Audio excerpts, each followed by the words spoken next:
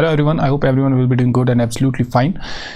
Once more I welcome you in one more amazing session जिसमें हम करने वाले हैं प्रॉपर्टीज ऑफ मैटर वाले चैप्टर का क्विक रिवीजन। इसमें हम बहुत सारी चीज़ें यहाँ पर पढ़ेंगे, लाइक हम इलास्टिक बिहेवियर को समझेंगे, स्ट्रेस को समझेंगे, strain, Hooke's law, potential energy जो होती है एक स्ट्रक्चर्ड वायर में उसको देखेंगे, विस्कोसिटी को देखेंगे, स्ट्रीमलाइन एंड टर्बुलेंट फ्लो जो होता है उसको देखेंगे, equations of continuity, Bernoulli's theorem, surface tension होता है, सरफेस एनर्जीज को हम देखेंगे एंड एंगल ऑफ कांटेक्ट को हम यहाँ पर देखेंगे। बेसिकली ये सारे के सारे टॉपिक्स जो है बहुत ही इंपॉर्टेंट है, ये बहुत ही इंपॉर्टेंट टॉपिक्स होने वाले हैं एग्ज़ाम प्रोस्पेक्टिव से, राइट, क्योंकि इन टॉपिक्स से एग्ज़ाम में क्वेश्चन डायरेक्टली पूछा जाता है और बहुत बार क्वेश्चन पूछा जाता है। तो सबसे पहले हम स्टार्ट करेंगे with the first topic and the first topic is going to be elastic behaviour of materials.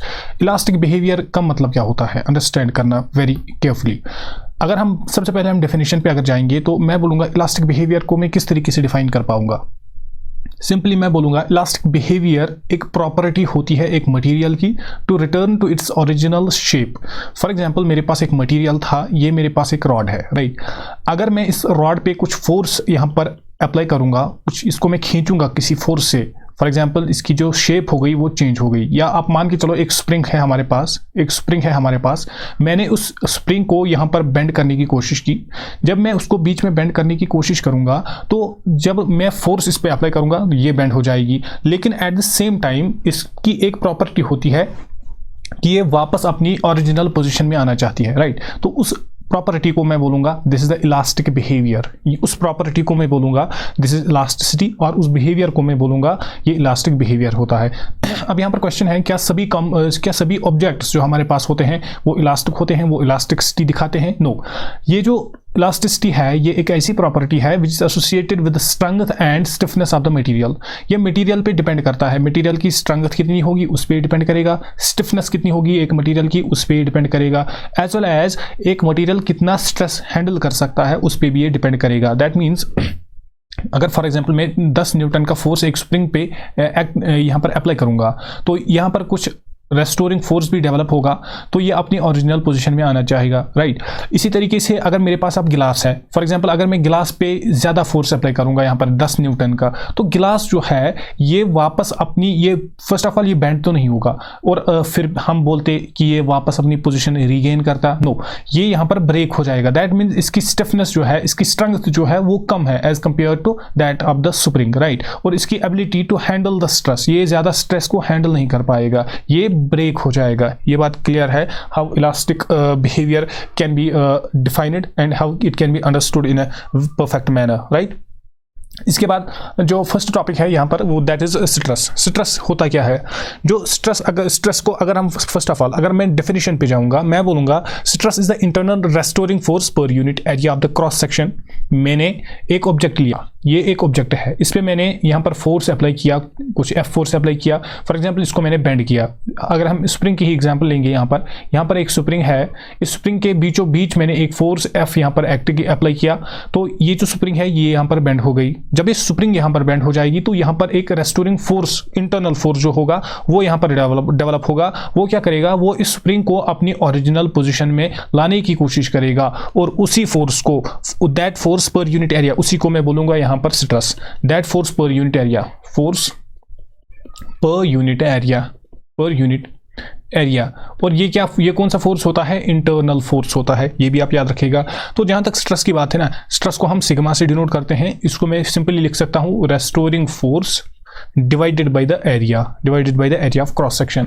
अगर मैं रेस्टोरिंग फोर्स को एफ से डिनोट करूंगा, divided by will be the area, that means area of cross section. इसके बाद अगर मैं इसके एसआई यूनिट्स की बात करूंगा, SI units of force divided by SI unit of area, that means newton metre, और एरिया का होता है मीटर स्क्वायर, राइट। यह बन जाएगा मीटर इनवर्स 2, राइट। इस तरीके से हम इसका जो एसआई यूनिट होता है वो फाइंड आउट कर सकते हैं, और इसका जो एसआई यूनिट होता है इसको हम पास्कल भी लिखते हैं। क्योंकि यही न्यूटन मीटर इनवर्स स्क्वायर जो होता है यही इक्वल टू होता है पास्कल के इक्वल टू। इसका जो यूनिट होता है वो हम PA से भी देख सकते हैं, पास्कल भी हम इसको लिख सकते हैं। ये बात क्लियर है। अभी जो स्ट्रेस है, स्ट्रेस के बहुत सारे टाइप्स होते हैं, उन टाइप्स को डिस्कस करना और उनसे भी जो क्वेश्चन है वो पूछे जाते हैं। नंबर फर्स्ट टाइप जो है स्ट्रेस का, that is longitudinal stress. Longitudinal stress, longitudinal stress, और इसको हम और एक नाम से जानते हैं, इसको हम बोलते हैं नॉर्मल स्ट्रेस भी। Normal stress. अब इसका मतलब क्या, नॉर्मल स्ट्रेस जो होता है ये क्या होता है? सपोज करो मेरे पास एक रॉड है, दिस द रॉड, और इस रॉड का जो क्रॉस सेक्शनल एरिया है for example that is equal to A।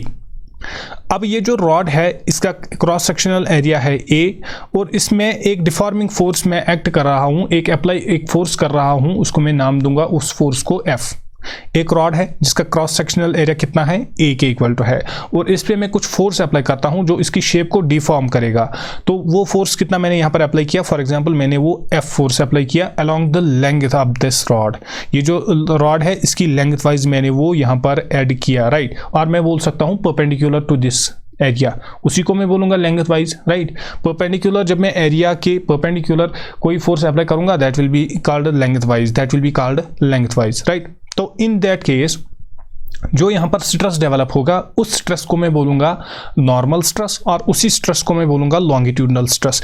As simple as that, as simple as that. तो लॉन्गिट्यूडनल स्ट्रेस जो होता है, मैं यहां पर लिखूंगा लॉन्गिट्यूडनल स्ट्रेस। लॉन्गिट्यूडनल स्ट्रेस जो होता है that will be equal to FR divided by A। वो वाला फोर्स जो मैंने कहाँ पर अप्लाई किया था, लेंथ ऑफ द रॉड पे जो मैंने अप्लाई किया, divided by the area of cross section, divided by the area of cross section. This is how we can define longitudinal stress. Simple सी बात है। अब जो लॉन्गिट्यूडनल स्ट्रेस होता है इसके खुद भी दो टाइप्स होते हैं, एक को हम बोलते हैं टेंसिल स्ट्रेंथ, एक को हम बोलते हैं टेंसिल स्ट्रेस, और दूसरे को हम बोलते हैं कंप्रेसिव स्ट्रेस। अब टेंसिल स्ट्रेस क्या होता है, जब लेंथ एक रॉड की, जब मैंने उस पर फोर्स अप्लाई किया, कुछ रेस्टोरिंग फोर्स, कुछ मैंने डिफॉर्मिंग फोर्स उस पर अप्लाई किया, तो अगर लेंथ उस रॉड की इंक्रीज हो गई, अगर जब मैंने डिफॉर्मिंग फोर्स अप्लाई किया, अगर एक रॉड की लेंथ जो है वो इंक्रीज हो गई, तो जो स्ट्रेस वहां पर प्रोड्यूस होगा उसको मैं बोलूंगा tensile stress. Tensile stress, that means ये वो वाला लॉन्गिट्यूडनल स्ट्रेस है जो मैं लेंथ वाइज यहाँ पर फर्स्ट ऑफ ऑल जब मैं डिफॉर्मिंग फोर्स अप्लाई करूंगा लेंथ वाइज, तो अगर लेंथ ऑफ द रॉड क्या हो गई, लेंथ ऑफ रॉड अगर क्या हो गई, इंक्रीज हो गई, अगर लेंथ ऑफ रॉड इंक्रीज हो गई, दैट मीन्स ये जो स्ट्रेस है इसको मैं बोलूंगा टेंसिल स्ट्रेस, राइट। और इसी के बाद नेक्स्ट जो टाइप है लॉन्गिट्यूडनल स्ट्रेस का, that is compressive stress. That means जब मैं स्ट्रेस कंप्रेसिव स्ट्रेस क्या होता है, जब मैं डिफॉर्मिंग फोर्स अप्लाई करूंगा length wise on A rod, अगर लेंथ क्या हो गई, जब लेंथ डिक्रीज हो जाएगी, जब लेंथ डिक्रीज हो जाएगी तो उस वाले स्ट्रेस जो वहां पर डेवलप हो जाएगा उस स्ट्रेस को मैं बोलूंगा that is going to be compressive stress. I hope that's clear.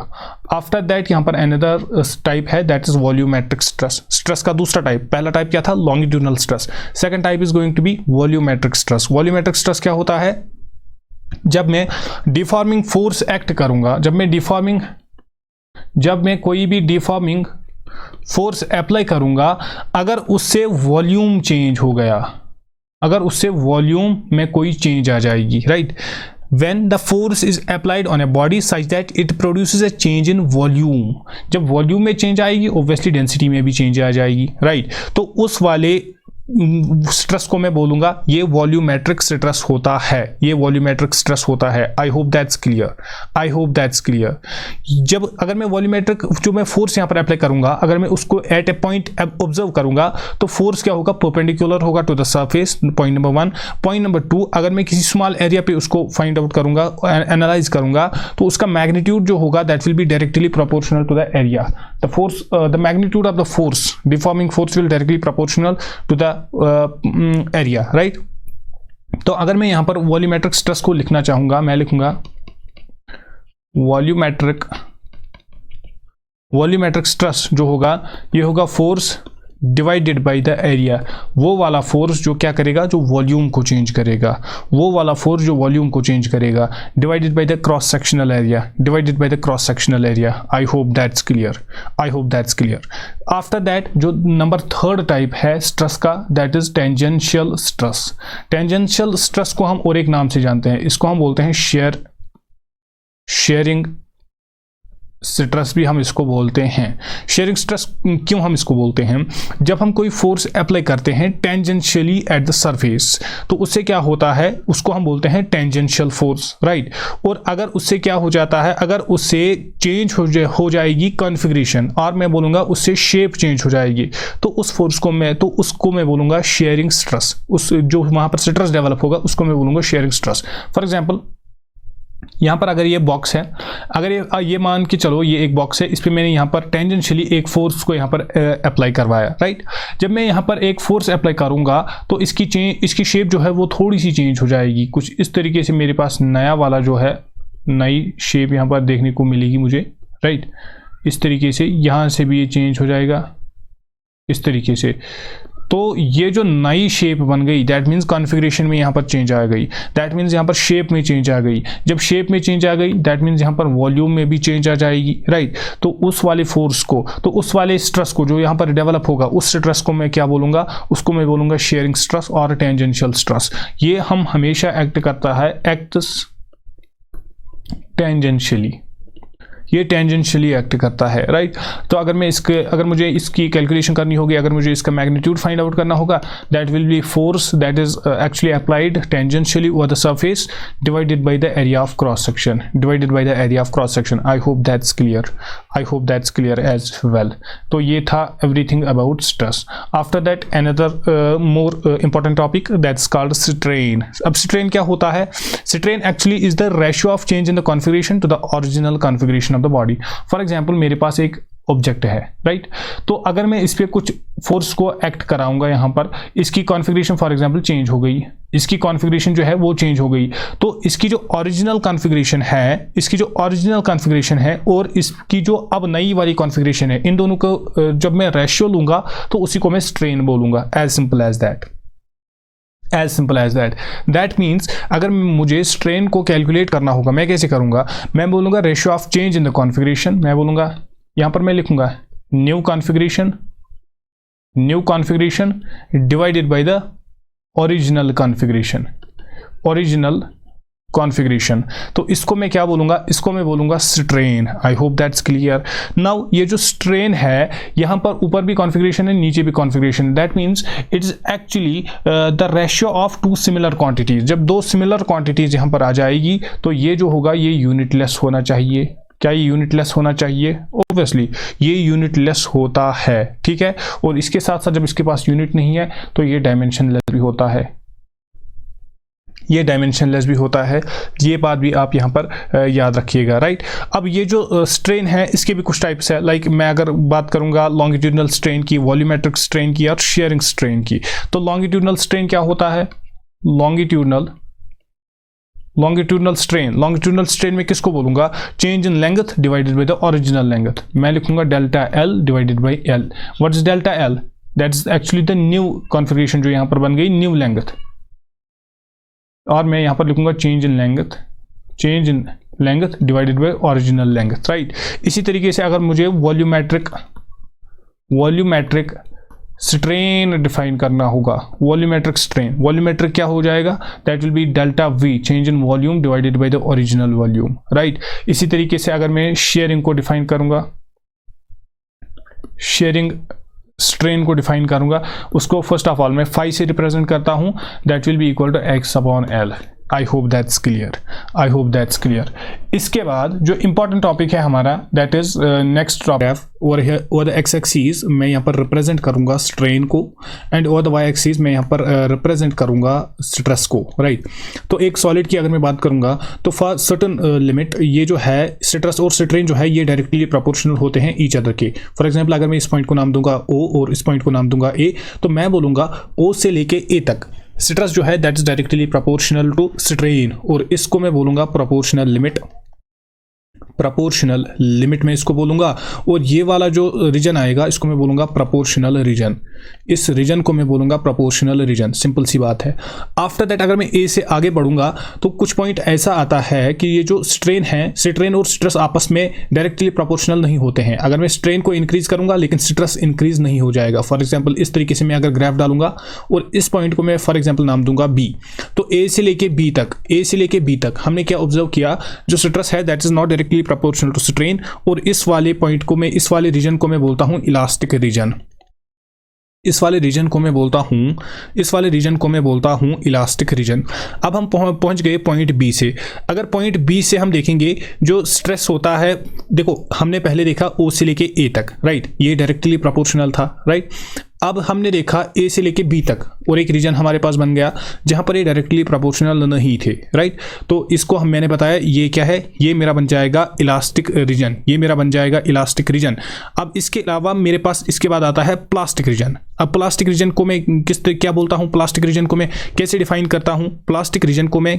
करता हूं, मैं बोलता हूं जब मैं पॉइंट बी से आगे जाता हूं स्ट्रेस इंक्रीज होगा, स्ट्रेन जो है वो इंक्रीज होगा लेकिन स्ट्रेस इंक्रीज नहीं होगा, स्ट्रेन जो है वो इंक्रीज होगा लेकिन स्ट्रेस इंक्रीज नहीं होगा, स्ट्रेन जो है ये इंक्रीज होगा लेकिन स्ट्रेस जो है वो इंक्रीज नहीं होगा। अगर स्ट्रेन इंक्रीज होगा फॉर एग्जांपल यहां तक, इस पॉइंट को मैं नाम दूंगा यहां पर पॉइंट सी, तो मैं बोलूंगा बी सी वाला रीजन जो है इसमें जो स्ट्रेन है, स्ट्रेन तो इंक्रीज हो गया लेकिन जो स्ट्रेस है वो इंक्रीज नहीं हो गया, वो मैं बोलूंगा यहां पर सेम रह गया। ये और एक रीजन बन गया मेरा, तो इस रीजन को मैं बोलूंगा प्लास्टिक रीजन। ये वाला रीजन जो है इसको मैं बोलूंगा प्लास्टिक रीजन। इस रीजन को मैं बोलूंगा plastic region. I hope that's clear. और अगर कोई सॉलिड ऐसा बिहेवियर दिखाएगा तो उसको हम बोलेंगे प्लास्टिक बिहेवियर। इसी को हम बोलते हैं plastic behaviour, right. After that अगर इस सी से मैं आगे जाऊंगा मेरे पास एक और पॉइंट आ जाएगा, इसको मैं फॉर एग्जांपल नाम दूंगा पॉइंट डी। ये जो पॉइंट डी होगा यहां पर हमें मैक्सिमम स्ट्रेस देखने को मिलेगा। मैं यहां पर लिखूंगा पॉइंट डी जो होगा, यहां पर जो स्ट्रेस होगा, stress will B maximum over here. यहां पर अगर मैं पॉइंट डी को ऑब्जर्व करूंगा तो यहां पर जो स्ट्रेस होगा दैट विल बी मैक्सिमम, और इसी पॉइंट को मैं बोलूंगा फ्रैक्चर पॉइंट। इसी पॉइंट को मैं बोलूंगा this will be equal to fracture point. That means यहां पर अगर इससे ज़्यादा मैंने स्ट्रेस इंक्रीज किया, अगर इससे ज़्यादा मैंने फोर्स अप्लाई किया तो जो ऑब्जेक्ट होगा वो फ्रैक्चर होगा, that will get fractured. I hope that's clear. So this was all about stress and strain relationship. Simply हमने क्या देखा, अगर स्ट्रेस और स्ट्रेन डायरेक्टली प्रोपोर्शनल होंगे एक रीजन में, उसको हम बोलेंगे प्रोपोर्शनल लिमिट। फिर और एक चीज़ आती है, जब ये डायरेक्टली प्रोपोर्शनल नहीं होते हैं तो उसको मैं बोलूँगा simply elastic limit, right. After that एक पॉइंट ऐसा आता है जब स्ट्रेन जो है वो इंक्रीज करता है लेकिन स्ट्रेस इंक्रीज नहीं करता है, उसको मैं बोलूंगा प्लास्टिक लिमिट, और उसको मैं बोलूंगा प्लास्टिक रीजन। और अल्टीमेटली जो हमारा पॉइंट डी आता है यहाँ पर, जहाँ पर हमें मैक्सिमम स्ट्रेस देखने को मिलता है, उसको मैं बोलता हूँ मैक्सिमम स्ट्रेस पॉइंट। और उसको मैं बोलता हूँ, इससे आगे अगर मैं जाऊँगा तो उसको मैं बोलूँगा फ्रैक्चर पॉइंट। और यहाँ पर जो मैं स्ट्रेस, इतना अगर मैं स्ट्रेस अप्लाई करूँगा उसको मैं बोलूँगा जिस स्ट्रेस पे एक्चुअली फ्रैक्चर होगा एक ऑब्जेक्ट, उस पॉइंट को, उस स्ट्रेस को मैं बोलूंगा stress, fracture stress. I hope that's clear, I hope that makes sense. After that here is one more topic, that is Hooke's law. Hooke's law क्या बोलता है? हुक्स लॉ अगेन एक इंपॉर्टेंट टॉपिक है हमारा यहाँ पर। तो Hooke's law, according to Hooke's law, अगर हम एक ऑब्जेक्ट को कंसिडर करेंगे within the elastic limit, यहाँ पर याद रखना है ऑब्जेक्ट को, जिसको हम कंसिडर करेंगे विद इन इलास्टिक लिमिट। अगर हम एक ऑब्जेक्ट को ऑब्जर्व करेंगे within the elastic limit, तो जो स्ट्रेस होगा, stress will be directly proportional to strain. Stress और स्ट्रेन जो होंगे ये दोनों डायरेक्टली प्रोपोर्शनल होंगे, राइट।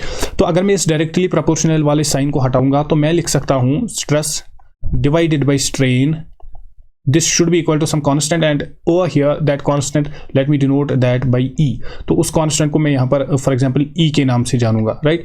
तो अब ये E क्या है? ये जो E है इसको हम बोलते हैं कोफिशिएंट ऑफ इलास्टिसिटी, और इसको हम बोलते हैं modulus of elasticity. I hope that's clear. Now ये जो इलास्टिसिटी का कोफिशिएंट होता है ये ये बहुत सारे टाइप्स का होता है, एंड ये जो E होता है इट विल डिपेंड, ये किस पे डिपेंड करेगा कि ये किस टाइप का होने वाला है? It will depend on stress and strain. किस टाइप का स्ट्रेन होगा एंड किस टाइप का स्ट्रेस होगा इस रेशियो में। तो in the similar way accordingly ये जो हमारा कोफिशिएंट यहाँ पर है, कोफिशिएंट ऑफ इलास्टिसिटी और मॉड्यूलस ऑफ इलास्टिसिटी, ये चेंज हो जाएगा और इसका कुछ अलग ही नाम हम देंगे, राइट। तो यहाँ पर हमें पढ़ने हैं 3 इलास्टिसिटी कोफिशिएंट्स, या मैं बोलूँगा 3 मॉड्यूलस ऑफ इलास्टिसिटी हमें यहाँ पर डिस्कस करने हैं। तो let's discuss those one by one. First one is Young's modulus. What actually Young's modulus इज? यंग्स मॉड्यूलस क्या है? ये फर्स्ट थिंग आपको याद रखनी है, इसको हम y से डिनोट करते हैं and this is equal to normal stress divided by longitudinal strain. चलिए, नॉर्मल स्ट्रेस किसके इक्वल टू होता है? F upon A, force per unit area, divided by longitudinal strain. अभी हमने फॉर्मूला पढ़ी, change in length divided by the original length, right. तो इसी को मैं अगर थोड़ा सा यहाँ पर शेफल करूंगा तो मैं लिख सकता हूँ this will be equal to FL divided by A multiplied by delta L, right. तो F क्या है? Force. What is L? Original length. What is delta L? Delta L is the change in length and A is the area of cross section. I hope that's clear. इतना ही इसमें याद रखना है, normal stress upon longitudinal strain के equal to होता है ये। After that जो सेकंड थिंग है that is bulk modulus. Second वाला जो मॉड्यूलस हमें यहाँ पर पढ़ना है दैट इज बल्क मॉड्यूलस। और बल्क मॉड्यूलस किसके इक्वल टू होता है? बल्क मॉड्यूलस होता है normal stress and volumetric strain के इक्वल टू।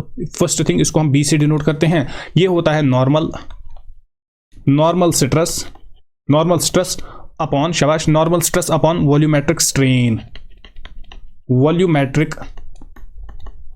के इक्वल टू। अब मुझे बताइए नॉर्मल स्ट्रेस किस तरीके से हम लिखते हैं? F अपॉन A, शाबाश। और अगर हम नीचे डिनोमिनेटर में है वॉल्यूमेट्रिक स्ट्रेन, इसको हम कैसे लिखेंगे? Change in volume divided by final original volume, right. इसी को मैं अगर फर्दर शेफल करूंगा तो मेरे पास आ जाएगा F, दिस विल बी, ये V जो जब ऊपर जाएगा और सिंपली मैं क्या करूंगा? F अपॉन A, ये जो है फोर्स पर यूनिट एरिया, क्या मैं उसको प्रेशर लिख सकता हूं? ऑब्वियसली मैं लिखूंगा this will be equal to pressure and ये वॉल्यूम जो है ये ऊपर जाएगा, डिवाइड में रहेगा delta V। This is an important formula, ये भी आप यहाँ पर याद रखिएगा। यहाँ पर मैंने कौन सी यूज किया है? मैंने बताया है pressure is equal to force per unit area, ये वाली फार्मूला मैंने यहाँ पर यूज की है। क्लियर है ये वाला point? After that next modulus जो हमें पढ़ना है that's modulus of rigidity. First thing जो मॉड्यूलस ऑफ रिजिडिटी होता है इसको हम डिनोटेड बाय नीटा से डिनोट करते हैं। हम इसको कुछ इस तरीके का सिंबल होता है, इसको हम नीटा बोलते हैं, राइट। ये किसके इक्वल टू होता है? नीटा इज गिवन बाय R। मैं बोलूंगा modulus of rigidity is actually tangential stress divided by sharing strain. Tangential stress divided by sharing strain, right. Tangential stress जो होता है ये किसके इक्वल टू होता है? Force per unit area. और शेयरिंग स्ट्रेन जो है ये किसके इक्वल टू होता है? ये हम फाई से यहाँ रिप्रेजेंट करते हैं, ये बात क्लियर है। तो फोर्स पर यूनिट एरिया, इसको मैं क्या लिख सकता हूँ? इसको मैं प्रेशर भी लिख सकता हूँ, राइट। लेकिन अभी अंडरस्टैंड करना, मैं इसको कैसे शेफल करूंगा? मैं इसको लिखूंगा force divided by A multiplied by phi, right. तो फोर्स डिवाइडेड बाय एरिया, ये मैं ऐसे ही रखूंगा। ये जो फाई है इसके इंस्टेड क्या मैं यहाँ पर x बाय L लिख सकता हूँ? यस। तो ये इंपॉर्टेंट फॉर्मूला बन जाएगी मेरे लिए, इसको भी मैं यूज करूंगा, राइट। अब यहाँ पर क्वेश्चन है, जो हमने मॉड्यूलस अभी तक पढ़े, 3 मॉड्यूलस हमने पढ़े हैं। एक हमने पढ़ा बल्क मॉड्यूलस, दूसरा हमने पढ़ा मॉड्यूलस ऑफ रिजिडिटी जिसको हम नीटा से रिप्रेजेंट करते हैं, एंड पहला वाला जो हमने पढ़ा था that was Young's modulus y से जिसको हम रिप्रेजेंट करते हैं। क्या इनमें कोई इंटर रिलेशन है? क्या इनमें कोई रिलेशनशिप है कि ये कैसे रिलेट करते हैं एक दूसरे से? अंडरस्टैंड करना। एक कुछ इंपॉर्टेंट रिजल्ट्स मैं आपको यहाँ पर दूंगा, वो आपको याद रखने हैं। फर्स्ट थिंग, अगर मैं यंग्स मॉड्यूलस और रिजिडिटी मॉड्यूलस की बात करूंगा तो यंग्स मॉड्यूलस, इन दोनों के दरमियान एक रिलेशनशिप है। वो क्या है? यंग्स मॉड्यूलस जो होता है ये होता है 2 टाइम्स नीटा इंटू 1 प्लस सिग्मा, इसके इक्वल होता है ये, ठीक है। इसी तरीके से अगर मैं यंग्स मॉड्यूलस और बल्क मॉड्यूलस की बात करूंगा तो यंग्स मॉड्यूलस किसके इक्वल होता है? 3 टाइम्स बल्क मॉड्यूलस, मैं लिखूंगा 3 टाइम्स बीटा और 3 times B, 1 minus 2 times sigma, right. ये हमारे पास बन जाएंगी 2 important formulas. This is formula number 1, this is formula number 2, you will be frequently using in while solving the questions, right. After that क्या कोई ऐसी formula है जिसमें ये तीनों के तीनों वेरिएबल्स, तीनों के तीनों कॉन्स्टेंट्स आते हैं, तीनों के तीनों मॉड्यूलस आते हैं, राइट। तो उसके लिए भी एक फॉर्मूला मैं यहाँ पर आपको बोल दूंगा, दैट्स द गोल्डन फॉर्मूला। वो याद रखना है 9 by Y, that means 9 by Young's modulus, this is equal to 3 divided by n, 3 divided by neta or 3 divided by modulus of rigidity plus 1 upon bulk modulus divided by 1 plus 1 upon b plus 1 upon b. I hope that's clear. I hope that's clear. ये important formula, सबसे ज़्यादा important formula है, इस पर मैं यहाँ पर star mark करके रखूँगा, ये आपके लिए बहुत ही ज़्यादा इंपॉर्टेंट फार्मूला बन जाएगी. क्लियर है ये वाला point? Correct everything. After that there is one more topic that is work done in a stretched wire. जब एक वायर को हम स्ट्रेच करेंगे तो उसमें वर्क डन जो होगा वो कितना होगा अंडरस्टैंड करना. उसकी कैलकुलेशन हम कैसे करेंगे? उसकी कैलकुलेशन हम कुछ इस तरीके से करते हैं. अगर हम कैलकुलेशन पार्ट की बात करेंगे तो जो वर्क डन होता है वो हम मेजर करेंगे, हम कितना फोर्स एक ऑब्जेक्ट पे अप्लाई करेंगे, उस वायर पे अप्लाई करेंगे और उसमें कितनी डिस्प्लेसमेंट देखने को मिलेगी. राइट. फॉर एग्जांपल एक वायर को हमने एक्सपैंड किया तो उसमें कुछ इलांगेशन दिखाई देगी. तो इन दैट केस जो वर्क डन होता है वो होता है हाफ ऑफ फोर्स जितना हम अप्लाई करेंगे, और इसको हम बोलते हैं stretching force multiplied by elongation. Multiplied by elongation. That means कितना वो इलांगेट हो गई. राइट. इसी को मैं फर्दर लिख सकता हूँ half of this is F. Elongation को हम डेल्टा एल से यहाँ पर रिप्रेजेंट करते हैं, तो ये हमारी फॉर्मूला बन जाएगी. आई hope that's clear. Now understand करना, अगर मैं इस एफ को रिप्लेस करूंगा फ्रॉम द यंग्स फॉर्मूला, मैंने कुछ यंग्स मॉड्यूलस जब मैंने पढ़ा था वहां से मैं अगर इसको रिप्लेस करूंगा, क्या मैं लिख सकता हूँ ये फॉर्मूला मेरी कुछ इस तरीके से बन जाएगी. This will be half, this will be Y A, divide में आ जाएगा एक एल और यहाँ पर बन जाएगा डेल्टा एल का square. I hope that's clear. I hope that's clear. और हमने पढ़ा है जब भी कुछ वर्क डन हम करते हैं तो that is the work done is actually stored in the form of potential energy. And over here as well ये जो वर्क डन होगी this will be stored in elastic potential energy. ये बात याद रखना. This will be stored in the form of elastic potential energy. That means ये जो energy है यही मेरी पोटेंशियल एनर्जी भी हो सकती है. क्लियर है? ये जो एनर्जी है यही मेरी पोटेंशियल एनर्जी भी बनेगी. क्लियर? तो इसको मैं अगर फर्दर लिखूंगा, क्या मैं यहाँ पर लिख सकता हूँ, क्वेश्चन आता है एनर्जी पर यूनिट वॉल्यूम से. That means energy per unit volume U upon V. तो इसी को मैं डिवाइड करूंगा सिंपली वॉल्यूम से. तो मेरे पास क्या आ जाएगा? मेरे पास आ जाएगा half of this will be F delta L divided by AL area multiplied by the length. right.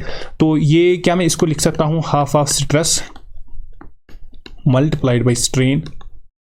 half of stress multiplied by strain, an important formula जो आपको याद रखनी है. क्लियर है ये वाला पॉइंट? इसी को मैं अगर फर्दर शैफल करूंगा, मैं इसको और एक वे में लिख सकता हूँ. मैं इसको लिख सकता हूँ 1/2y multiplied by this will be stress का स्क्वायर.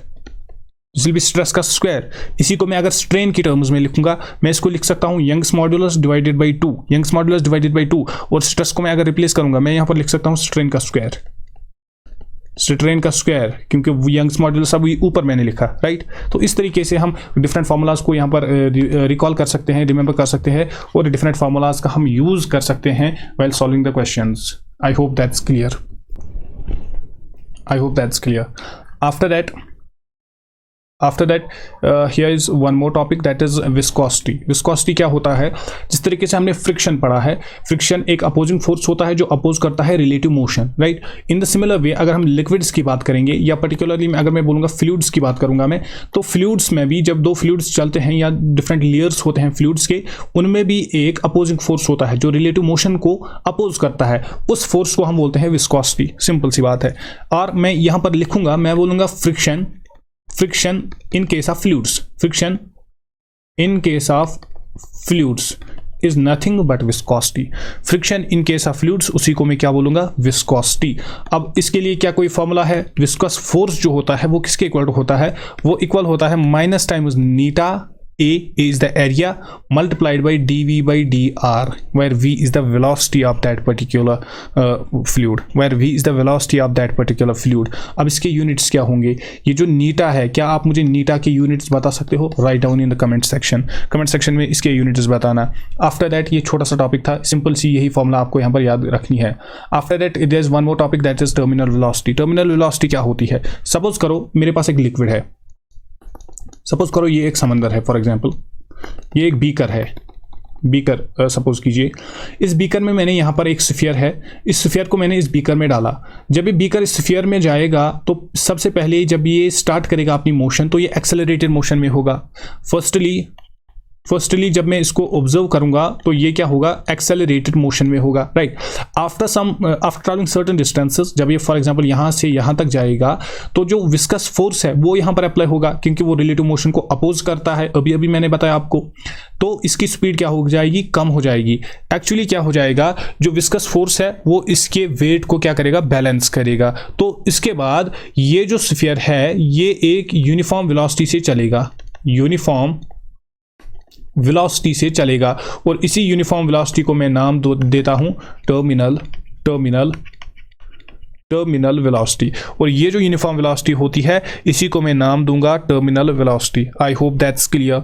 अब टर्मिनल वेलोसिटी जो होती है, अगर मैं इसको vt से डिनोट करूंगा, ये किसके इक्वल टू होता है, ये होता है 2r², अंडरस्टैंड करना, 2r² मल्टीप्लाइड बाई g, और ब्रैकेट्स में हम रखेंगे rho minus sigma whole divided by 9 times eta. I hope that's clear. ये r क्या होता है यहाँ पर, ये r क्या होता है यहाँ पर, ये r क्या, let me change the pen first of all.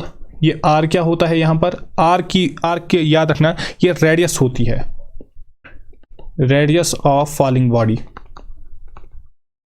Body, जो बॉडी यहाँ पर फॉल करेगी उसकी रेडियस होती है।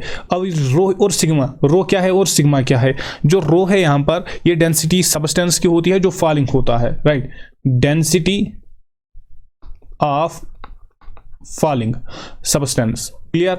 और इसी तरीके से अगर मैं यहाँ पर सिग्मा की बात करूंगा तो सिग्मा होगी density of the fluid in which ये सबस्टेंस फॉल हो गया, तो मैं बोलूंगा sigma will be density of fluid.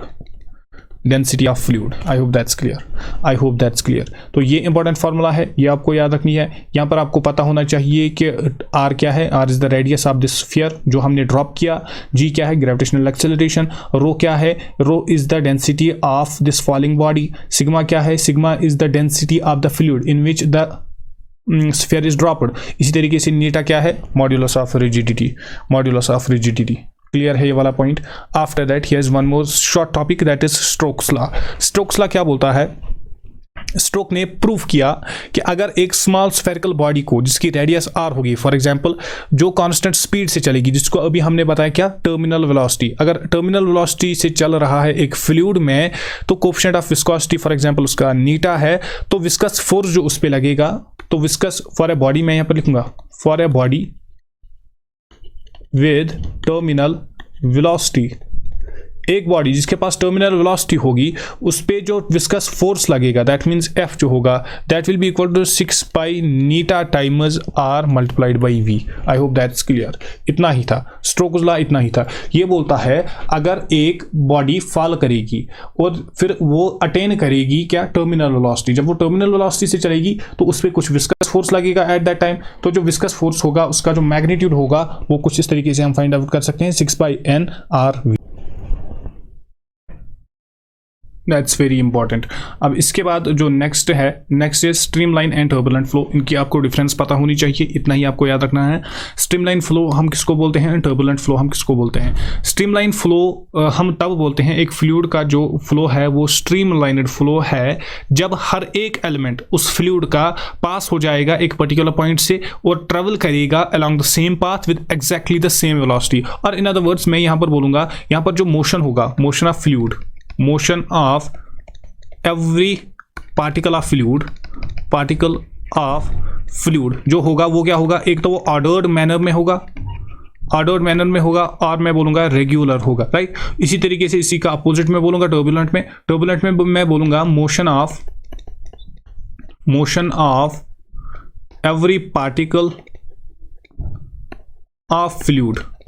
हर एक पार्टिकल जो फ्लूइड का होगा उसकी मोशन क्या होगी, उसकी मोशन एक तो डिसऑर्डर्ड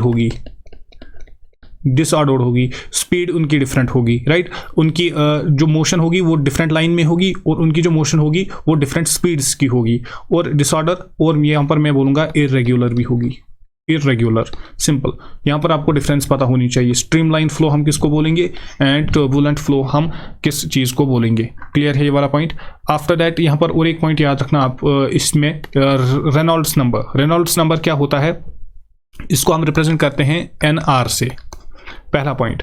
सेकंड पॉइंट, ये होता क्या है, ये एक्चुअली रेशियो होता है inertial force per unit area का, किसके साथ, viscous force per unit area के साथ। मैं यहां पर लिखूंगा NR जो होता है ये होता है equal to inertial force per unit area whole divided by इसका, और किसका रेशियो होता है, viscous force per unit area. यहां पर मैं लिखूंगा viscous force per unit area. I hope that's clear.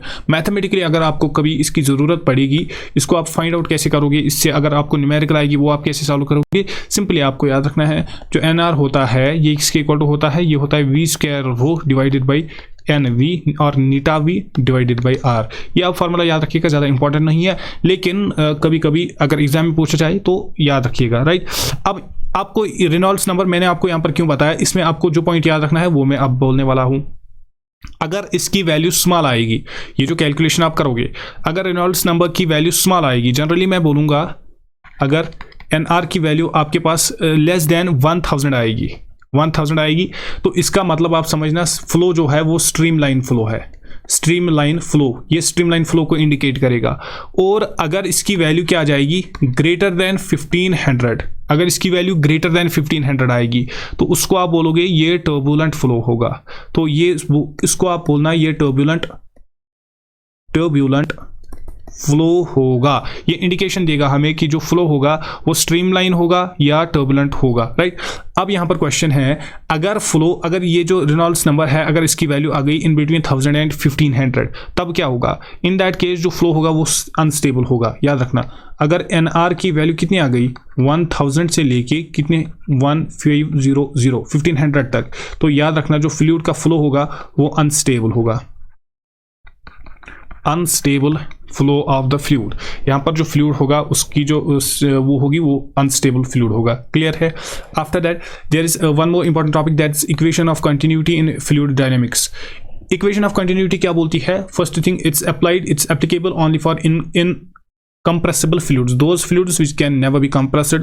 और ये बोल क्या रहा है, it states that for an incompressible fluid, अगर हमारे पास एक incompressible fluid होगा जो mass flow rate होगा that will be constant at different sections of the pipe। इसका मतलब क्या होता है, अगर मेरे पास for example this is the pipe, कुछ इस तरीके से पाइप होगा, ये आप इसको देखिएगा फिगर को, यहां से इसका जो एरिया ऑफ क्रॉस सेक्शन है दैट्स A1, यहां से इसका जो एरिया ऑफ क्रॉस सेक्शन है दैट्स A2। हमें पता है कि A1 जो क्रॉस सेक्शन एरिया है ये ज्यादा है किससे, A2 से। अब अगर लिक्विड इनकम्प्रेसिबल होगा दैट मींस जो डेंसिटी होगी ρ1 विल बी इक्वल टू ρ2। जब यहां से एक फ्लूइड अंदर जाएगा उसकी स्पीड क्या होगी, और यहां से जो बाहर फ्लूइड जाएगा उसकी स्पीड क्या होगी। तो according to this equation of continuity ये बोलता है A1 V1 ρ1 will be equal to A2 V2 and ρ2। What's A1, area of cross section of first phase, ये वाला क्रॉस सेक्शन एरिया। A2 क्या है, ये वाला क्रॉस सेक्शन एरिया। और ρ1 क्या है, जो फ्लूइड इनकम्प्रेसिबल है, दैट मींस यहां पर इसकी डेंसिटी और यहां पर इसकी डेंसिटी। तो सिंपल सी बात है, जब इनकम्प्रेसिबल लिक्विड होगा तो ρ1 और ρ2 तो इक्वल हो जाएंगे। तो इन दैट पर्टिकुलर केस जो हमारा ये सिचुएशन आएगी कि ये जो A1 V1 है ये इक्वल टू आ जाएगी A2 V2 के। A1 V1 will be equal to A2 V2 के। ये इंपॉर्टेंट रिजल्ट है, ये आपको याद रखना है और फ्रीक्वेंटली यूज होता है क्वेश्चन सॉल्विंग में। ये बात क्लियर है, आई होप दैट। इसके बाद जो इंपॉर्टेंट चीज़ें हमें पढ़नी है, इसके बाद जो हमारी नेक्स्ट चीज़ है that's energy of the flowing liquid. जब एक लिक्विड फ्लो करता है, चाहे एक पाइप में फ्लो करेगा या कहीं पर फ्लो करेगा, तो उसके पास डिफरेंट टाइप्स ऑफ एनर्जी होती है। लाइक उसके पास प्रेशर एनर्जी होती है, काइनेटिक एनर्जी होती है, पोटेंशियल एनर्जी होती है, और इनसे क्वेश्चंस आते हैं। अब इनकी जो डिफरेंट फॉर्मूलाज होती है वो क्या होती है, या इनका जो कॉन्सेप्ट होता है वो क्या होता है, अंडरस्टैंड करना। फॉर एग्जाम्पल पी प्रेशर पे हमने एक लिक्विड पे डाला, हमारे पास एक एरिया है ए, एक फ्लूइड का, ये एक फ्लूइड है, इसमें मैंने ए एरिया को ऑब्जर्व किया इस फ्लूइड के, और इस पे मैंने एक प्रेशर डाला, पी प्रेशर डाला यहाँ पर, राइट। उस प्रेशर को मैं डिनोट करूंगा यहाँ पर पी पे। तो इसके पास जो एनर्जी होगी that will B pressure energy, इसके पास जो एनर्जी होगी that will be the pressure energy, because जब मैंने इस पे प्रेशर अप्लाई किया तभी इसने कुछ डिस्टेंस ट्रेवल की, ये फॉर एग्जांपल एल डिस्टेंस को कवर करेगा, राइट। तो जो प्रेशर एनर्जी यहाँ पर होगी उसको हम कैलकुलेट कैसे करेंगे, तो प्रेशर एनर्जी जो होगी the energy will be stored in the form of work done. तभी ये मूव करेगा, जब ये मूव करेगा that means the work and energy will be similar, right, वो तो सेम हो जाएंगे। तो वही मैं बोलूंगा pressure energy will be equal to work done, और वर्क डन क्या होता है, फोर्स मल्टीप्लाइड बाई डिस्प्लेसमेंट। अब फोर्स यहाँ पर कितना लगेगा, pressure A and displacement for example यहाँ पर एल आ गया। क्लियर है ये वाला point? I hope that's clear, I hope that's clear. अब अगर मुझे फाइंड आउट करना होगा the pressure energy per unit volume, for example मुझे करना होगा pressure energy per unit volume, that means pressure energy divided by the volume, divided by the volume. तो मैं क्या करूंगा, मैं लिखूंगा PAL divided by AL। AL क्यों मैंने यहाँ पर लिखा, क्योंकि वॉल्यूम होता है एरिया मल्टीप्लाइड बाई लेंथ। तो simply AL and AL will cancel out, तो मेरे पास यहाँ पर बचेगा P। I hope that's clear. जितना प्रेशर मैं यहाँ पर अप्लाई करूंगा the same will be the pressure energy present on that instant. Clear है ये वाला point? Second type of energy जो यहाँ पर प्रेजेंट होती है उसको हम बोलते हैं काइनेटिक एनर्जी। अब काइनेटिक एनर्जी क्या होती है, सपोज करो एक लिक्विड है जिसका मास है m, वॉल्यूम है v एंड वो चल रहा है किसी स्पीड के साथ। Let me call the speed, velocity जो है वो है v के इक्वल टू, मास जो है वो है m के इक्वल टू। तो सिंपल सी बात है, अगर मैं काइनेटिक एनर्जी की बात करूंगा that will be equal to half of m v का square, that will be equal to half of m v का square. I hope that's clear, I hope that's clear. अब अगर मुझे kinetic energy per unit volume find out करना होगा, मैं कैसे करूंगा, मैं सिंपली लिखूंगा half of m v square divided by the volume, divided by the volume, right. ये जो मास डिवाइडेड बाई वॉल्यूम यहाँ पर आ गया, ये वाली v जो है ये स्पीड है, ये मास डिवाइडेड बाई वॉल्यूम जो है, क्या मैं इसको प्रेशर बोल सकता हूँ? ऑब्वियसली। तो मैं बोलूंगा ये आ जाएगा mass divided by volume, that's actually density. तो क्या मैं यहाँ पर डेंसिटी बोल सकता हूँ? यस। तो मैं इसको लिख सकता हूँ half of this will be rho, that means the density multiplied by v का स्क्वायर, मल्टीप्लाइड बाई v का स्क्वायर। यहाँ पर याद रखना ये जो रो है ये डेंसिटी है, क्योंकि ये होती है मास पर यूनिट वॉल्यूम के इक्वल टू। ये वाली फॉर्मूला मैंने यहाँ पर यूज की, ये बात क्लियर है। ये किसकी डेंसिटी है? This will be density of liquid, density of liquid, ये भी आप यहाँ पर याद रखिएगा। इसी तरीके से जो नंबर थर्ड एनर्जी हमें पढ़नी है, जो एक लिक्विड के पास, एक फ्लोइंग लिक्विड के पास होती है, दैट्स पोटेंशियल एनर्जी। अगर जो लिक्विड है ये किसी रेफरेंस लाइन के ऊपर किसी h हाइट पे है, हमने कुछ रेफरेंस एक्सिस ली है, कुछ रेफरेंस पॉइंट लिया है, उसकी हाइट, उसके कंपैरिजन में ये h हाइट पे है, तो इसके पास जो पोटेंशियल एनर्जी होगी that will be equal to m multiplied by g multiplied by h। What's h? h is the height above the reference line. Clear है ये वाला पॉइंट? तो potential energy per unit volume अगर मुझे find out करना होगा, potential energy divided by volume, simple मैं इस तरीके से लिखूंगा, मैं लिखूंगा mgh divided by v। Again mass per unit volume, what is that? Mass per unit volume, that is density, that is density. I hope that's clear. तो यहाँ पर मैं लिख सकता हूँ rho, this will be g and this will be h। Rho यहाँ पर याद रखना, रो क्या है? रो यहाँ पर रिप्रेजेंट करेगा डेंसिटी ऑफ लिक्विड को, और h क्या है? Height above reference point. Reference point के अबव जो भी हाइट होगी वो यहाँ पर रिप्रेजेंट हो जाएगी किससे? रो से। I hope that's clear. After it one more important topic and the topic is going to be what's that? The topic is energy flowing through a liquid. There is energy flowing, energy of a flowing liquid, energy of flowing liquid, ये सब हमने पढ़ा। इसके बाद जो important topic है that is Bernoulli's theorem in the fluid mechanics. Bernoulli's theorem जो होती है ये भी एक इंपॉर्टेंट थर्म है जो हमें यहाँ पर डिस्कस करनी है। और इसमें आपको क्या याद रखना है, जो बर्नौलीज थर्म होती है, हमने अभी तक पढ़ा कि जब भी एक लिक्विड फ्लो होता है बेसिकली उसमें तीन टाइप्स ऑफ एनर्जीज होती है। एक को हमने बताया कि प्रेशर एनर्जी होती है, दूसरा हमने बताया कि काइनेटिक एनर्जी होती है, और तीसरा हमने बताया कि पोटेंशियल एनर्जी होती है। ना बर्नौलीज थर्म बोलती है जो ये सारी की सारी एनर्जीज होती है, चाहे हम प्रेशर एनर्जी की बात करेंगे, काइनेटिक एनर्जी की बात करेंगे, या हम पोटेंशियल एनर्जी की बात करेंगे, इनका जो समेशन होता है वो कांस्टेंट रहता है हमेशा के लिए for a certain liquid, right. तो अगर मैं इसको मैथमेटिकली लिखूंगा, मैथमेटिकली अगर मैं इस थ्योरम को लिखूंगा, यहाँ पर मैं क्या लिखूंगा, मैं लिखूंगा P, व्हाट इज P?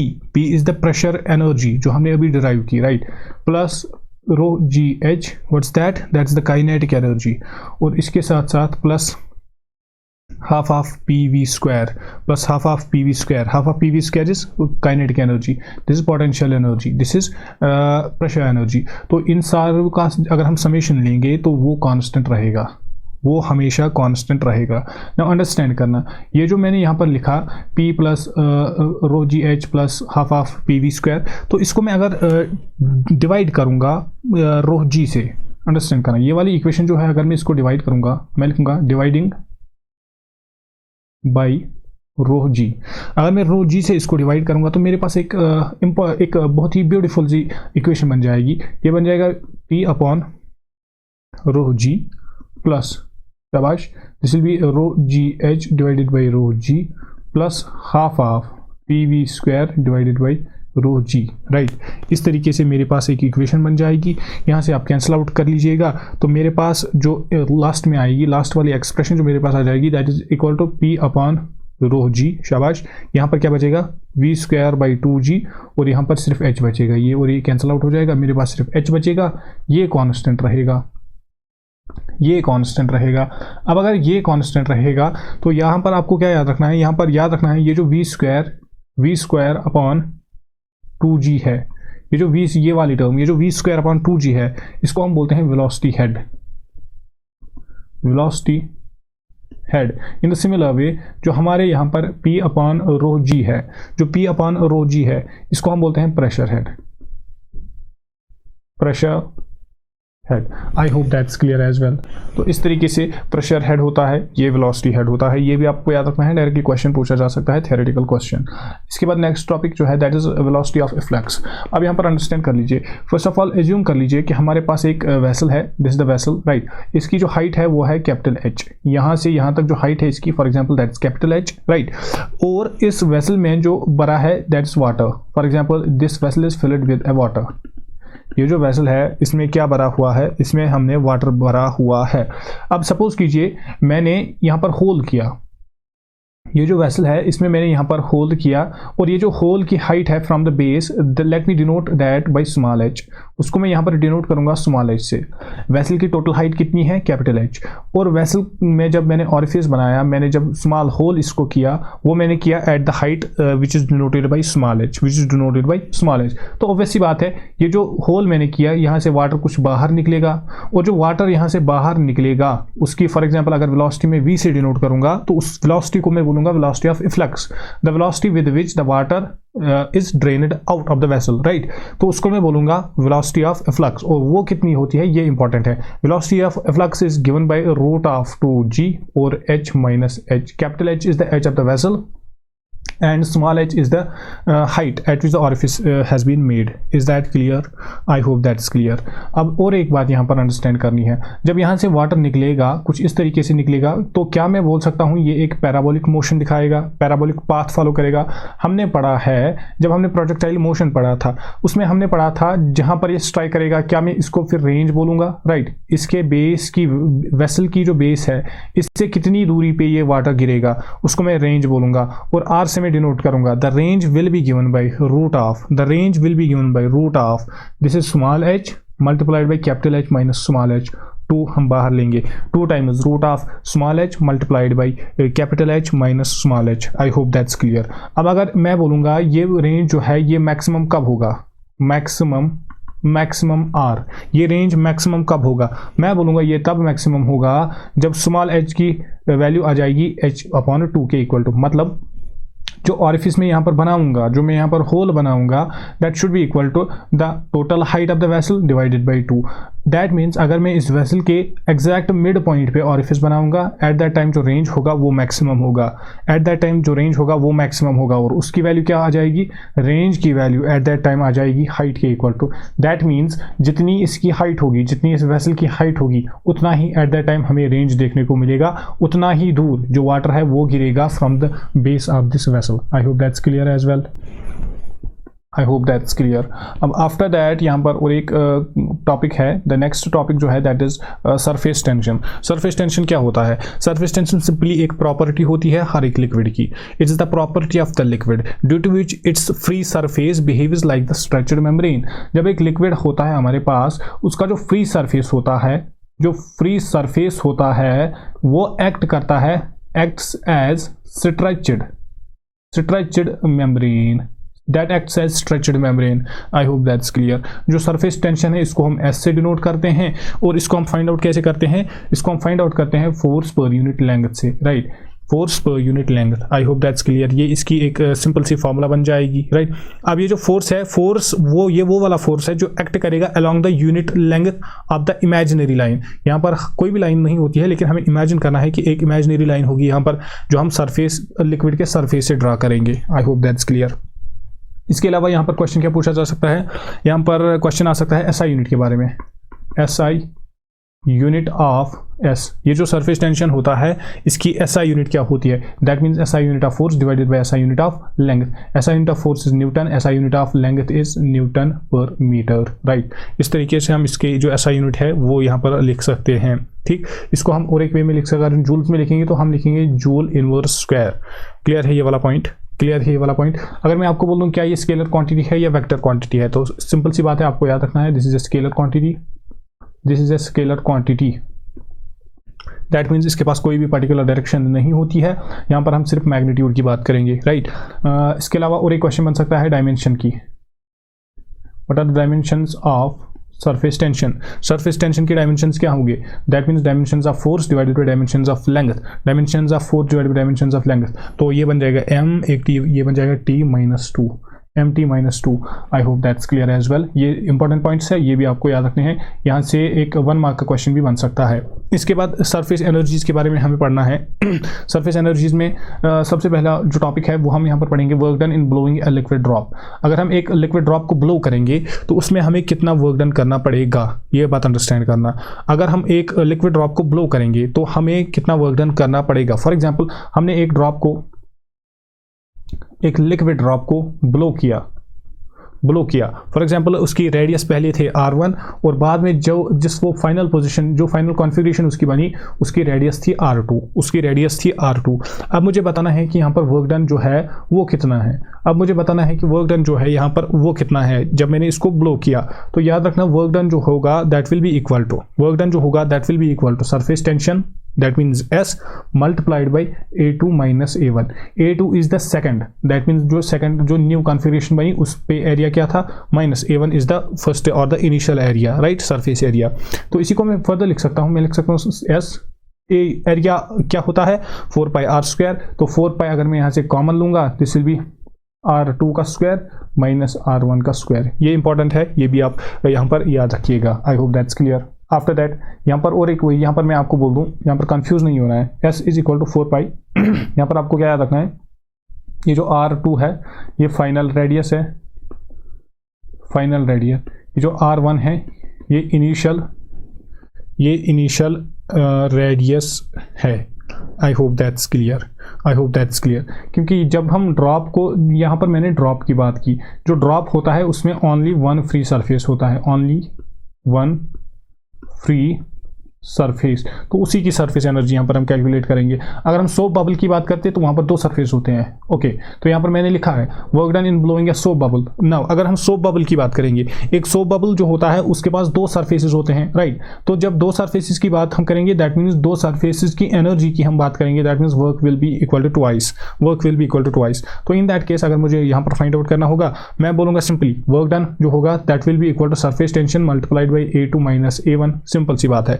तो सरफेस को मैं कैसे लिखूंगा, ये सोप बबल की बात हो रही है तो मैं यहाँ पर लिख सकता हूँ S मल्टीप्लाइड बाई 4π A4π मैंने कॉमन लिया, दिस विल बी R2 का स्क्वायर माइनस R1 का स्क्वायर। लेकिन इसको मुझे ट्वाइस लेना है, क्यों ट्वाइस क्यों मैं लूंगा यहाँ पर, क्योंकि 2 सरफेसेस होते हैं, 2 सरफेस एनर्जीज की मैं यहाँ पर बात करूंगा। तो यही जो फॉर्मूला है ये अल्टीमेटली मेरे पास बन जाती है S times 2 4 this is 8π R2 square minus R1 का स्क्वायर, क्योंकि यहाँ पर मैंने सोप बबल की बात की है। ये बात क्लियर है।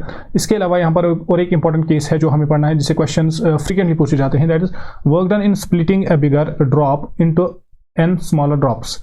अब अगर हमारे पास एक बड़ा सा ड्रॉप होगा, फॉर एग्जांपल कुछ इस तरीके से हमारे पास एक बिग ड्रॉप है, इसको हम ब्रेक करेंगे स्मॉलर ड्रॉप्स में, राइट। अगर हम एक बिग ड्रॉप को ब्रेक करेंगे स्मॉलर ड्रॉप्स में, तो इन दैट केस सिचुएशन क्या बन जाएगी।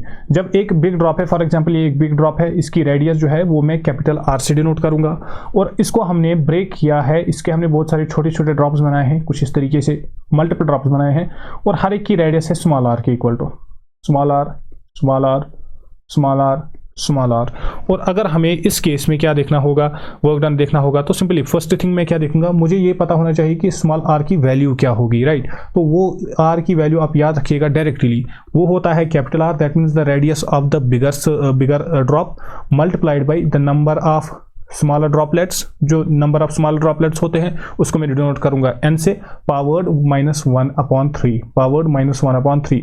And once you get the value of small r, जब आपके पास स्मॉल आर की वैल्यू आ जाएगी, क्या हम वर्क डन को फाइंड आउट कर सकते हैं? यस। मैं कैसे वर्क डन को फाइंड आउट करूंगा? Work done will be equal to surface multiplied by surface tension multiplied by this will be 4 pi n times R2 का स्क्वायर माइनस कैपिटल आर का square, minus capital R का square. I hope that's clear.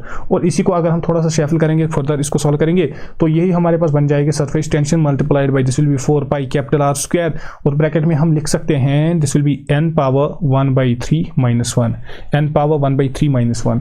I hope that's clear. इन दोनों formula में से आप कोई एक फार्मूला याद रखिएगा, बहुत ही इंपॉर्टेंट होने वाला है। आफ्टर दैट इसके बाद जो नेक्स्ट है that is coalescence of an smaller drops. अब अगर हमारे पास छोटे छोटे ड्रॉप्स है, ये कुछ इस तरीके से, इसकी रेडियस है r, इसकी रेडियस भी है r, इसकी रेडियस भी है r, इसकी रेडियस भी है स्मॉल r।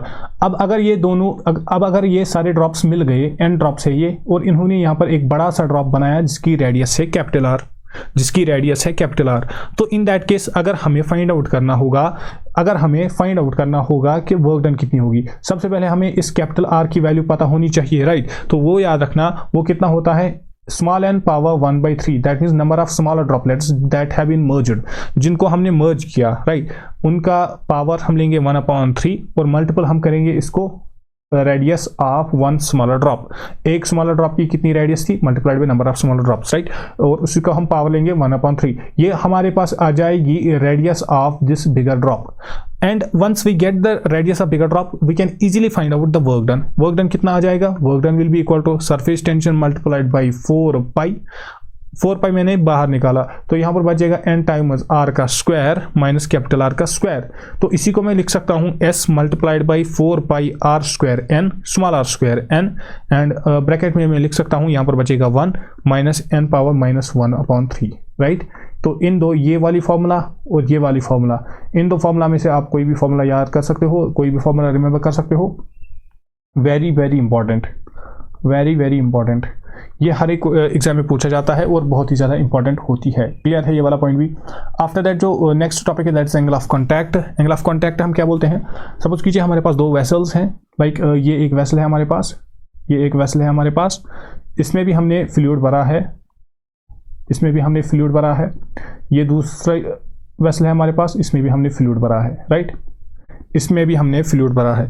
अब एंगल ऑफ कांटेक्ट होता क्या है, एक गिवन लिक्विड सॉलिड कॉम्बिनेशन के लिए हम एंगल ऑफ कांटेक्ट को डिफाइन कैसे करते हैं, हम बोलते हैं ये वो एंगल है that is subtended between tangent is drawn to the liquid. ये जो लिक्विड है, अगर मैं इसका भी टेंजेंट ड्रा करूंगा इनसाइड दिस, और ये जो सरफेस है सॉलिड सरफेस, यहाँ पर भी एक टेंजेंट ड्रा करूंगा, तो वो दो टेंजेंट्स जो एंगल बनाएंगे, वो दो टेंजेंट्स जो एंगल बनाएंगे, उस एंगल को मैं नाम दूंगा that is the angle of contact, right. In the similar way अगर मैं यहाँ पर इस वाटर के सरफेस पे टेंजेंट डालूंगा और एक में यहाँ पर डालूंगा, तो यहाँ पर जो टेंजेंट बनेगा that will be the angle of contact, that will be the angle of contact. I hope that's clear. यहाँ पर मैं इसको थीटा से रिप्रेजेंट करूंगा, यहाँ पर भी मैं इसको थीटा से रिप्रेजेंट करूंगा। तो सिंपल सी बात आपने यहाँ पर अंडरस्टैंड करनी है, ये वाला केस ए एंड ये वाला है केस बी। केस ए में आपने क्या देखा होगा, केस ए में आपने देखा होगा जो टॉप मेनिस्कस है, जो टॉप मेनिस्कस है वो कनकेव है, कनकेव नेचर का है। ये वाला जो है ये कनकेव नेचर का है, और जब ये कनकेव नेचर का होता है तो थीटा की वैल्यू आपको याद रखनी है। थीटा की वैल्यू कितनी आ जाती है, थीटा तब एक्यूट आता है, थीटा तब एक्यूट आता है। और अगर मैं इस वाली की बात करूंगा, जब मेनिस्कस क्या होगा, जब मेनिस्कस यहाँ पर क्या होगा, कॉन्वेक्स टाइप, यहाँ पर मेनिस्कस जो है वो कॉन्वेक्स टाइप का है, दैट मीन्स थीटा की वैल्यू क्या आ जाएगी, ऑबिट्यूज आ जाएगी। दैट मीन्स थीटा की वैल्यू जो है वो ग्रेटर देन आ जाएगी थीटा के। इसके अलावा आपको और एक पॉइंट यहाँ पर याद रखना है, ये जो थीटा है इसकी वैल्यू क्या किसी चीज़ पे डिपेंड करती है, यस, ये जो थीटा होता है ये टेम्परेचर से वेरी करता है, टेम्परेचर डिपेंडेंट। डिपेंडेंट, ये टेम्परेचर पे डिपेंड करता है। वैल्यू ऑफ एंगल, या मैं बोलूँगा वैल्यू ऑफ थीटा जो है ये डिक्रीज करेगा अगर हम टेम्परेचर को इंक्रीज करेंगे। तो मैं बोल सकता हूँ theta is inversely proportional to temperature, theta is inversely proportional to temperature. इसका मतलब क्या होता है? इसका मतलब ये होता है कि अगर टेम्परेचर जो है, अगर टेम्परेचर इंक्रीज होगा तो as a result of it जो थीटा होगा, थीटा क्या है यहाँ पर? Angle of contact, angle of contact ये क्या होगा? ये डिक्रीज होगा, डिक्रीज होगा। और वी कैन से दैट जब एंगल ऑफ थीटा डिक्रीज होगा दैट मीन्स अगर टेम्परेचर इंक्रीज होगा, अगर टेम्परेचर इंक्रीज होगा, ये इंपॉर्टेंट पॉइंट है, अगर टेम्परेचर इंक्रीज होगा तो क्या मैं ये बोल सकता हूं जो मेनिस्कस होगा, जो मेनिस्कस होगा that will change its position, that will change its configuration from convex to concave, convex to concave, क्योंकि कॉन्केव में हमें थीटा जो है ये लेस देन 90 देखने को मिलता है और कॉन्वेक्स जो है इसमें हमें ग्रेटर देन 90 डिग्री को ये देखने को मिलता है। ये बात क्लियर है? I hope this makes sense, I hope this is clear to everyone, I hope that's clear. So this was all about fluids. आज हमने इसका भी रिवीजन यहाँ पर कर दिया, एक क्विक रिवीजन हमने यहाँ पर कर दिया है प्रॉपर्टीज ऑफ फ्लूइड्स के। आई होप आप सबको ये इंपॉर्टेंट कॉन्सेप्ट्स पसंद आए होंगे और ये इंपॉर्टेंट फार्मूलाज आपको हेल्पफुल रही होगी आपके रिवीजन के लिए। तो अगर आपको ये रियली पसंद है तो वीडियो को लाइक करें, चैनल को सब्सक्राइब करें, तो smash the subscribe button down there. हम मिलेंगे नेक्स्ट वीडियो में, तब तक के लिए टेक केयर।